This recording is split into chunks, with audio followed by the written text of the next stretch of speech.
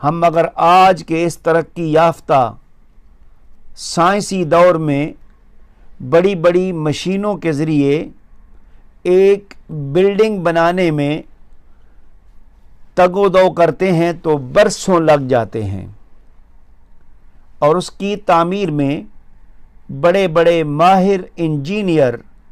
और सैकड़ों मज़दूर काम करते हैं, मगर अल्लाह ताला ने तन्हा और यकता सातों ज़मीनों और आसमानों और उनके दरमियान की तमाम चीज़ों को सिर्फ़ 6 दिन में तख्लीक फरमाकर अपनी ज़बरदस्त कुदरत और शान का मुज़ाहरा फरमाया। और ये कुदरत और शान सिर्फ़ अल्लाह ही की है। मुअज़्ज़ज़ सामीईन,